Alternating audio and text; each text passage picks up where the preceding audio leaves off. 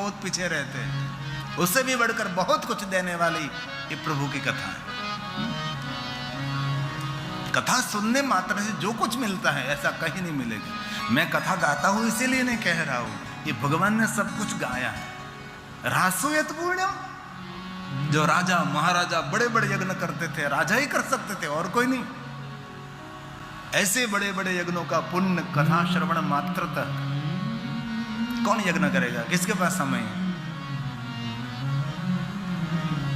कितना धन खर्च और कितनी व्यवस्था सुविधा तो भी अच्छे से संपन्न नहीं होता। लेकिन इतने बड़े बड़े पुण्य ये भगवान की कथा देती है। ये कहने खातिर मैं नहीं कह रहा हूं। अब 9 दिन कथा सुनो, 9 दिन के बाद अनुभूति करना, धीरे धीरे धैर्य रखो, धैर्य रखो। आपको दिखाई देगा एक कथा फलित हो रही है, एक कथा सार्थक हो रही है। सूरत मैंने जब कथा की तो वहां भी मैं कहकर यही आया गुजराती में, एक कथा आपने 9 दिन सुनी, लेकिन धीरे धीरे धीरे कथा फलित होती हुई आपको दिखाई देगी। फलित होती हुई धीरे धीरे धीरे कथा का फल दिखाई देता है। एक दिन में सब कुछ नहीं होता, इसलिए भगवान का वचन है रासोयत पुण्यम, राजसूयेयत पुण्यम अग्निष्टोम शतेन च तत् पुण्यम लभते शंभो कथा श्रवण मात्रतः। कितनी सुंदर, कितनी बड़ी बात, कथा श्रवण मात्रतः। कथा सुनने मात्र से ये सब कुछ फल मिलता है। कथा श्रवण करने मात्र से कितनी बड़ी बात, कितनी श्रेष्ठ बात, कितनी सर्वश्रेष्ठ बात। तीर्थभूतमे तदज्ञेयम् कथा भवति यद्गृहे। जिस भूमि पर भगवान की कथा हो रही है वहां कोई तीर्थों को आमंत्रित नहीं करना पड़ता। वास्तव में तो जब हम भगवान की पूजा करते हैं तब तीर्थों का आह्वान करना पड़ता है कि तीर्थ देवता पधारिए, सप्तगंगा पधारिए। हम भगवान की पूजा का प्रारंभ कर रहे हैं, लेकिन यहां कोई आह्वान नहीं। भगवान ऐसे ही प्रभु की कथा में सभी तीर्थ पहुंचते हैं। कथा भवति यद्गृहे तीर्थभूतिम तद्गेयम् तो वसताम पापनाशनम्।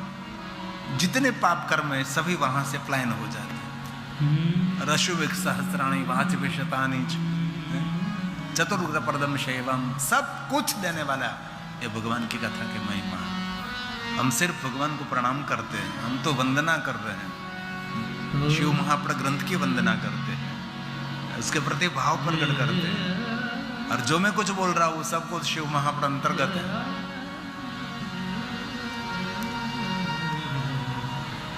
सिर्फ हम प्रणाम करते हैं शिव महाप्र भगवान को। वंदे शिव पुराणं हि सर्वदाहं प्रसन्न बुद्धि से, प्रसन्नता पूर्वक, चढ़ा हुआ चेहरा नहीं, एकदम खिलकर कथा सुनी और प्रसन्नता पूर्वक जो कथा श्रवण करते हैं। फलम वक्तो न शक्नोमि, इसका फल का वर्णन करना संभव ही नहीं, सर्वथा कभी नहीं हो सकता। पर आपके घर में जो शिव महाप्र ग्रंथ है ना, तो रोज उसका पाठ करें, थोड़ा थोड़ा थोड़ा थोड़ा थोड़ा। कितना थोड़ा?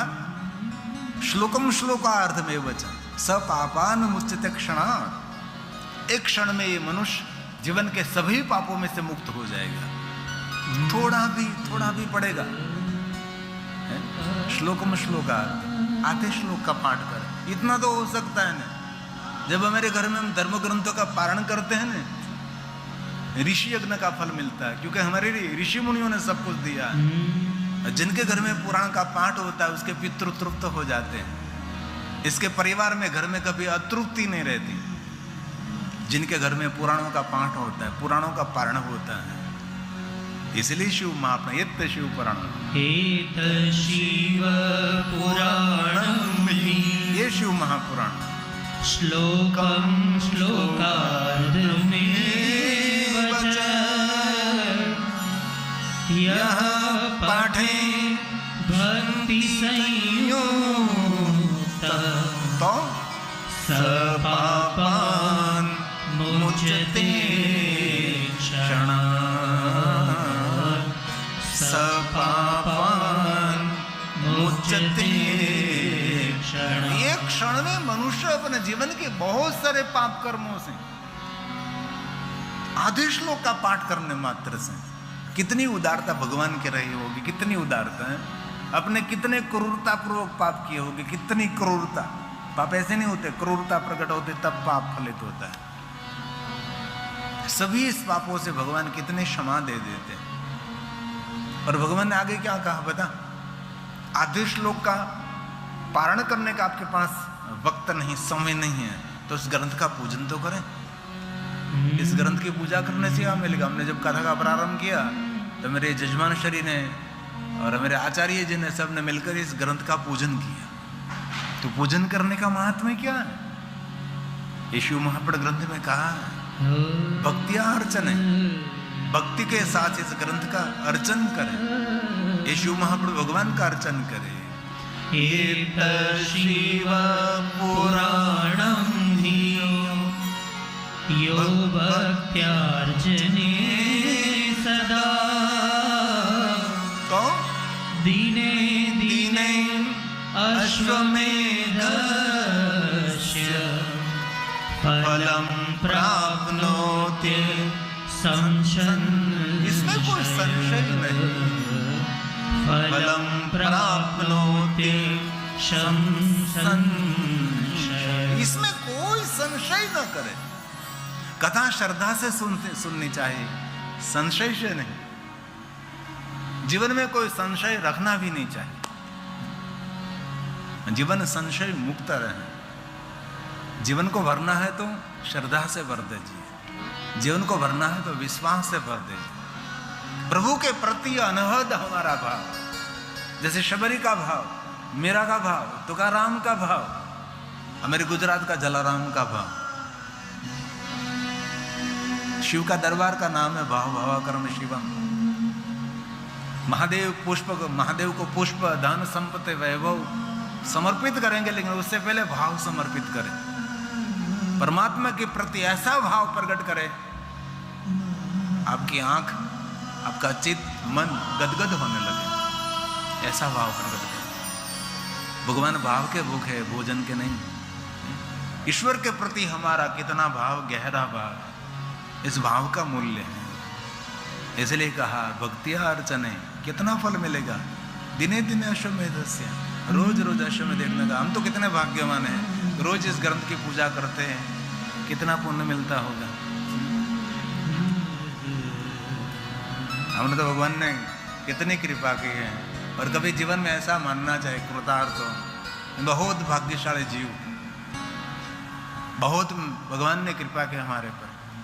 कभी आपको भी बैठे बैठे ऐसा सोचना चाहिए कि हम कितने कृतार्थ हैं, कि भगवान कितने कामकाज हैं, कितना व्यस्त जीवन है, कितना बोझ लेकर मैं घूम रहा हूँ, लेकिन सभी बोझ एक साइड रखकर आज मैं 3 घंटे आपकी कथा सुनता हूँ। मेरे जैसा भाग्यवान कौन, मेरे जैसा कृतार्थी कौन, मैं कितना धन्य हूँ। घर परिवार को छोड़कर, सब कुछ काम काज को छोड़कर मैं कथा सुन रहा हूँ। भगवान मैं कथा सुन रहा हूँ, मैं आपकी कथा सुन रहा हूँ। अपने स्वयं के प्रतिभाव प्रकट करें। कुछ भी नहीं हो सके तो इस ग्रंथ की वंदना करें, शिव महापुराण भगवान को प्रणाम करें। हमने एक बहुत संक्षेप शिव महापुराण ग्रंथ की रचना की है, अल्पीकरण किया है। ये शिव महापुराण ग्रंथ का भाव बदलने नहीं दिया, हमारा कुछ इसमें नहीं डाला, कभी नहीं। पुराण में कुछ डालना भी नहीं चाहिए। जो कुछ है भगवान व्यास ने कहा, उसका बहुत बड़े रूप में था तो थोड़ा अल्पीकरण कर दिया। आज तो नहीं मिलेगा आपको, एक दिन के बाद जरूर, 2 दिन के बाद जरूर मिलेंगे। जो हिंदी शिव महापुराण, गुजराती है, गुजराती भाषा तो सब नहीं समझते, ये तो जो गुजराती जन्म से गुजरात में रहते हैं उनके लिए गुजराती सरल हैं। और मैं गुजरात में जब कथा करता तो गुजराती में, मैं सूरत की कथा मैंने गुजरात में की, गुजराती में तो बहुत सारे फोन, बहुत कुछ समझ में नहीं आता, कुछ समझ में नहीं आता, कुछ समझ में नहीं आता, लेकिन करे तो क्या करें, इतना बड़ा माहौल गुजरातियों का था, इसलिए मातृभाषा में मैं कथा कह रहा था।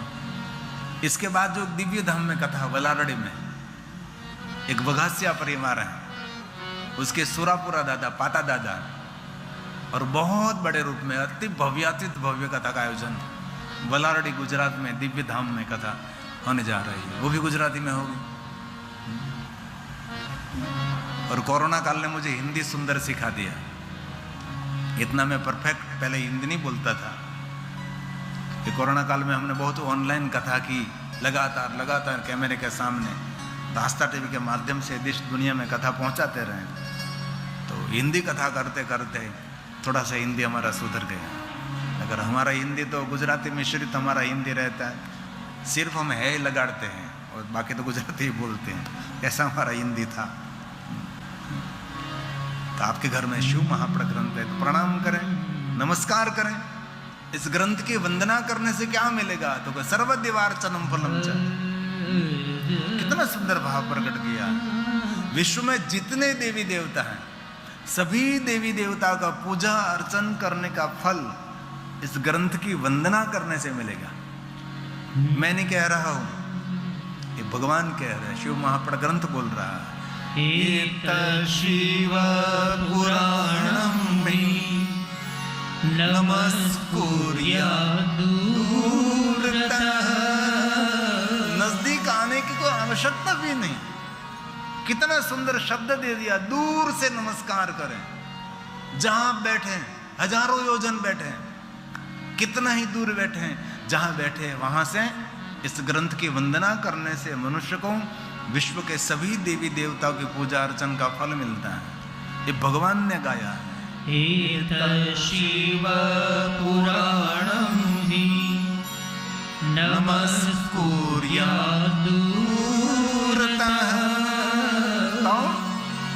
सर्वदेवार्चनं फलं च प्राप्नोति न संशयः, प्राप्नोति न संशयः। इसमें कोई संशय नहीं। जब भगवान महर्षि वेदव्यास जी को पता है कि आप बहुत सारी बातों में संशय करोगे, क्योंकि मनुष्य का स्वभाव रहता है ना, संशयशील प्राणी रहता है ना मनुष्य, बहुत सारी बातों में संशय करता रहता है और अनुसरण करता रहता है, अनुकरण करता रहता है, दूसरों के जैसा करने का प्रयास करते हैं। ये मनुष्य का स्वभाव है। महापुरुषों जैसा हम करें तो धन्यम जीवनम, जीवन धन्य हो जाता, महाजन गता सा बनता। महापुरुष जैसे जीते हैं, महापुरुष जो कहते हैं, ऐसा जो जीवन में निर्माण करे तो धन्य हो गए। लेकिन अनुसरण अनुकरण करते हैं तो इतने इसमें कुछ तथ्य नहीं रहता। इसलिए कहा कि मैं जो कह रहा हूं इस बात पर कोई संशय न करें, श्रद्धा से कथा का श्रवण करें, श्रद्धा से कथा सुने, बहुत भाव से कथा सुने। और भगवान ने तो कह दिया, गायन्तयो अहर्निशम, दिन रात जो शिव महापड़ ग्रंथ का गायन करते हैं, देवा इंद्र पुरोगमा, देव समूह के साथ इंद्र उपस्थित रहता है। क्यों उपस्थित रहता है?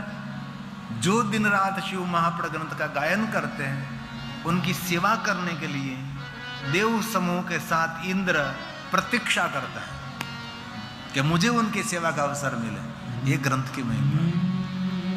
इंद्र अकेला नहीं, देव समूह के साथ, देवा इंद्र पुरोगमा, और प्रतीक्षा करता है। ग्रंथ की कितनी महिमा होगी। और बहुत सारे ऐसे महादेव के भक्तों को मैंने देखा है, दिन रात शिव महापड़ ग्रंथ का गायन करते रहते हैं। ये भगवान का वचन है।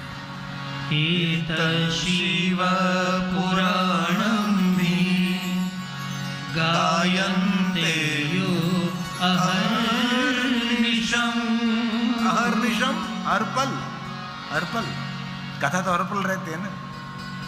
अभी हम आपके सामने बोलते, लेकिन नहीं बोलते तो भी कथा तो शुरू रहती है, कथा तो निरंतर रहते हैं। सुबह से उठते वहाँ से शुरू हो जाता है, आज मुझे कथा में क्या कहना है, क्या बोलना है, मुझे किस विषय पर कहना है, किस विषय का विस्तार करना है, किस विषय को अल्पीकरण करना है, संक्षिप्त करना है ना। मेरे कथा आयोजक जब कथा का मुहूर्त लेते हैं, वहाँ से कथा शुरू हो जाती है उनकी। कैसे व्यासपीठ बनाएंगे, कैसे स्टेज बनाएंगे, कैसे सुविधा बैठने की होगी, कैसे आगमन होगा, कैसे आरती करेंगे, कैसे पूजा करेंगे, कैसे पुष्पमाला लाएंगे, कैसे मेहमानों का आगता स्वागता करेंगे, तब से कथा शुरू हो जाती है। मैं तो कहता हूँ संकल्प से कथा शुरू हो जाती है। जब कथा का संकल्प करते हैं, मुहूर्त की बात तो दूसरी, पहली बात तो संकल्प की। जब कथा का संकल्प किया तब से शुरू हो जाता है, तब से कथा शुरू हो गई। ऐसे पुराण लेकर बैठ के पढ़ने लगे ऐसा नहीं, तब से शुरू हो जाता है। यह कथा का मुहूर्त, अभी जो टेलीविजन में देख रहे हैं वो कथा का मुहूर्त ले रहे हैं। हमारे प्रथम ज्योतिर्लिंग सोमनाथ महादेव में कथा थी, तो वहाँ एक कथा का मुहूर्त लेने के लिए हमारे तपस्विनी परम शिव भक्त वाटिका बहन, उसके पिताश्री, उसके मातुश्री और उसके सखा मंडल के साथ सब पधारे थे और हमने कथा का मुहूर्त दिया था। तब से सोते जागते हलते चलते बैठते उठते यही दिमाग में रहता था, कैसे करेंगे, कैसे करेंगे, कैसे करेंगे, कैसे करेंगे। यही फल मिलता है ना।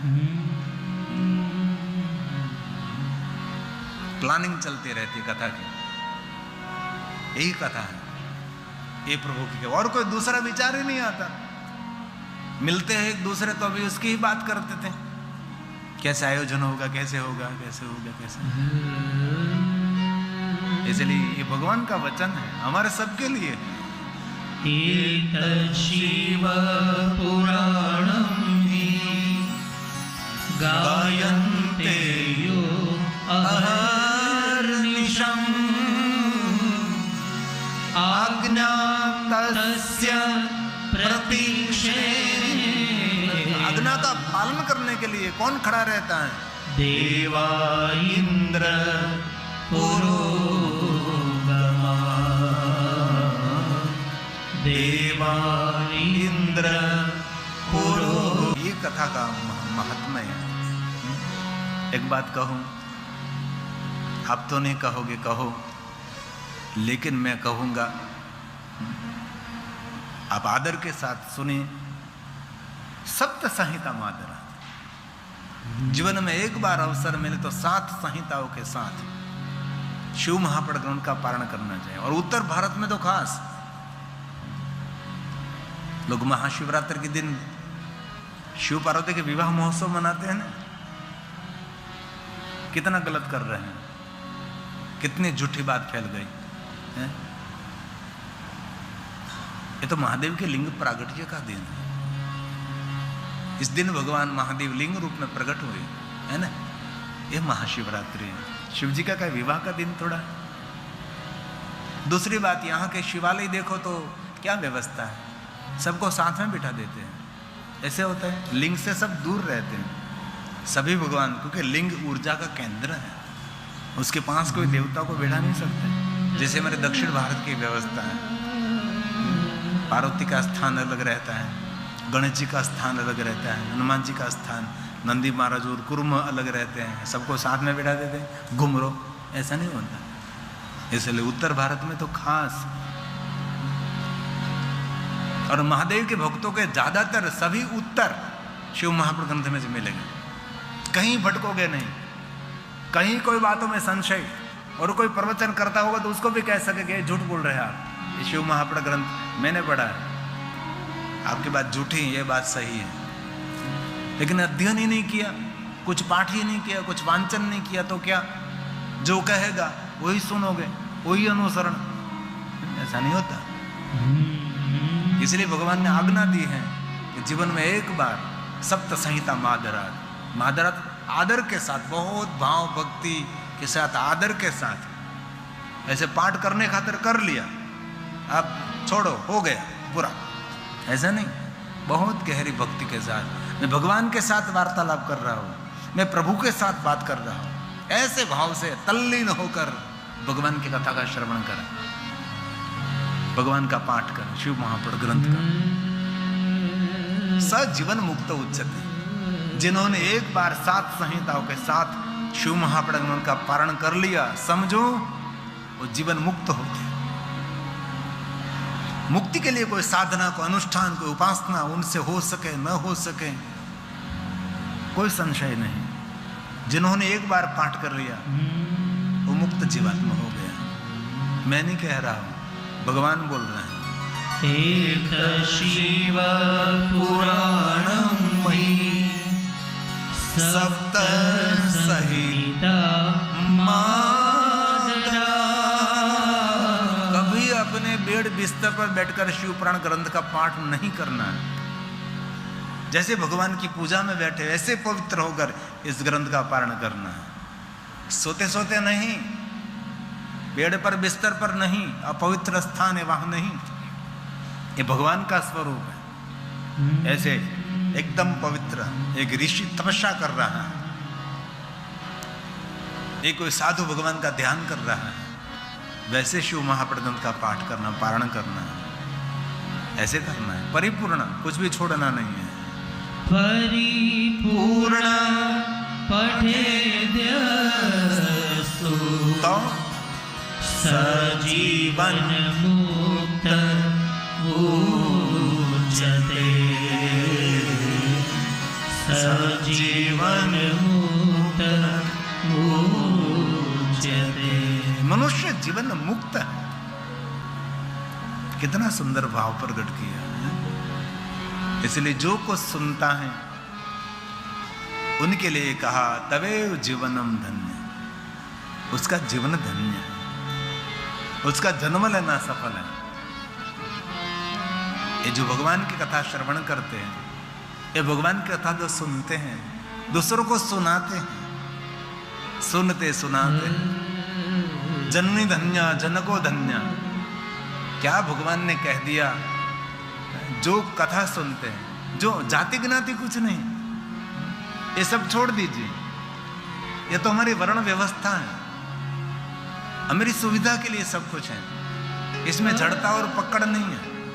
हम सब शिव की ही संतान हैं। हमारे माता पिता शिव और शक्ति है। हमारे माता पिता शिव पार्वती है। माता च पार्वती देवी, पिता देवो महेश्वर है।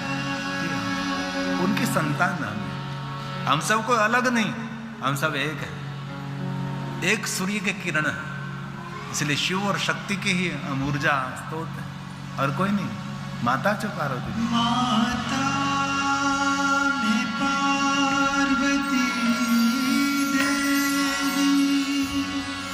पिता देवो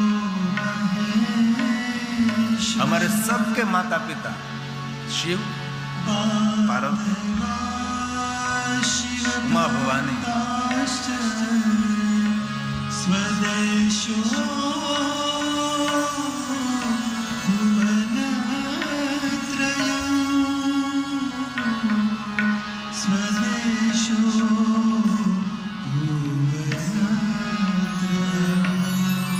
इसलिए भगवान महादेव की विशेषता यह है, सबके लिए कहा है, सबके लिए। तवेव जीवनं धन्यं, तवेव जन्म सफलम्। जो भगवान की कथा सुनते हैं, भगवान महादेव की भक्ति करते हैं, उनके लिए कहा तवेव जीवनम धन्य, तवेव जन्म सफलम। हमारे लिए कहा है ना, हमारा सबके लिए गाया है। और किसके लिए? हम भगवान का आराधन कर रहे हैं, हम भगवान की कथा गा रहे हैं, हम भगवान की कथा सुन रहे हैं। इसलिए हमारे लिए भगवान ने कहा है तवेव जीवनं धन्यं, तवेव जन्म सफलम्, तवेव जननी धन्या, मातोश्री धन्य, और तवेव जनको धन्य, पिता धन्य है, मातोश्री धन्य है, तवेव जनको धन्य। जो महादेव की कथा सुनते हैं उनके लिए कहा कितनी सुंदर बात, कितनी बड़ी बात कही। और बाद में क्या कहा पता? मेरे दादा, मेरे परदादा, मेरे पूर्वज सभी धन्य। आज हम भगवान की कथा सुन रहे हैं ना, मेरे पूर्वज बहुत प्रसन्न होते हैं। मेरे पिताजी, उसके पिताजी, उसके पिताजी, उसके दादा, उसके दादा, जो पूर्वज होते हैं ये तृप्त हो जाते हैं। जहाँ है वहाँ उनको तृप्ति मिलती है। ये भगवान की कथा है। दिखाई नहीं देते कुछ, लेकिन कुछ न कुछ तृप्ति का कारण बनता है। इसलिए भगवान ने कहा कुल उत्कृष्टम, पूरा कुल। तवेव कुलमुत्कृष्टं। वैसे तो जिनके हृदय में महादेव की भक्ति प्रज्वलित हो गई, उनका कुल धन्य हो गया। जिनके हृदय में महादेव की भक्ति का दीप प्रज्वलित हो गया, समझो उसके पूर्वज सभी धन्य हो गए। इसलिए महादेव का भक्त होना जीवन में सबसे बड़ी उपलब्धि है। मैं महादेव की कथा गा रहा हूं इसे नहीं, आप गहरे से देख लीजिए। कोई देवता मिले तो उनको पूछ लीजिए कि आप धन्य कैसे हैं, तो सभी ब्रह्मा, विष्णु, इंद्र, कुबेर, वरुण, राम, कृष्ण सब कहेंगे अब महादेव की भक्ति से कृतार्थ हैं, अब महादेव की भक्ति से धन्य है। और महादेव के बिना सब कुछ अधूरा है। महादेव के बिना सब कुछ अपूर्ण रहता है। ये शिव है, ये महादेव है। इसलिए आज हमने, हमारे कुल भी धन्य हो गए, क्योंकि भगवान महादेव की कथा सुनने के लिए बैठे हैं, महादेव को याद करने के लिए हम बैठे हैं। इसलिए भगवान ने गाया है तवेव कुलमुत्कृष्टं सत्यं सत्यं न संशय। मैं सत्य कहता हूं, मैं सत्य कहता हूं, मैं सत्य कहता हूं, इसमें कोई संशय ही नहीं। भगवान को कहना पड़ता है कि सत्यम सत्यम सत्यम। तो हमको तो कहना पड़ेगा भाई मान जाओ, सही में सही कह रहा हूं, सही कह रहा हूं, सही कह रहा हूं। भगवान को भी कहना पड़ता है, क्योंकि मनुष्य का पता नहीं ये माने ना माने। इसलिए भगवान ने कहा सत्य सत्य में सत्य कहता हूं। यतः सदाशिवे भक्ति। जिनके हृदय में महादेव की भक्ति राज कर रही है, दृशी त्वयि राजते। दृशी त्वयि राजते। जिनके हृदय में महादेव की भक्ति राज कर रही है। क्या बात है, क्या जीवन है। जीवन को सोने, चांदी, हीरे, मोती और ब्रांडेड वस्त्रों से सजाना नहीं, भक्ति से जीवन को सजाना चाहिए। सत्कर्मों से, सत्कार्यों से, सद्गुणों के जीवन की शोभा बढ़ानी चाहिए। लेकिन आजकल का मनुष्य ऐसा मानता है कि ब्रांडेड कपड़े पहनने से, ब्रांडेड वस्त्र धारण करने से, सोने चांदी के आभूषण पहनने, ना ना ना, ये तो ठीक है, जरूरी है व्यवहार में, लेकिन उससे पहले तो हमारा श्रृंगार, हमारा सद्गुण, हमारा व्यवहार, हमारे विचार। इसलिए हम सब भगवान की कथा का श्रवण कर रहे हैं, हम प्रभु को याद कर रहे हैं, भगवान को याद, और शिव महाप्रद ग्रंथ की कथा का श्रवण करते हैं। सिर्फ हम तो वंदना करते हैं, प्रणाम करते हैं। ये वंदना में वंदना, वंदना में वंदना, वंदे वंदे शिव पुराणम। मैं अकेला नहीं, हम सब महादेव के वांग में स्वरूप को प्रणाम कर रहे हैं। पहला दिन है, इसलिए वंदना कर रहे हैं। कैसे वंदन कर रहे हैं, ये भी भाव प्रकट करिए। वंदे शिव पुराणम सर्वदा प्रसन्न। मेरी प्रसन्न बुद्धि से संसार की आदि व्याधि उपाधि ताप संताप सब कुछ छोड़कर संपूर्ण आपको समर्पित होकर, हे शिव शिव प्रसन्न। हे महादेव दद्या पदयो रति। महादेव आपके चरणों में प्रेम समर्पित करते हुए दद्यात् स्वपदयो रतिम।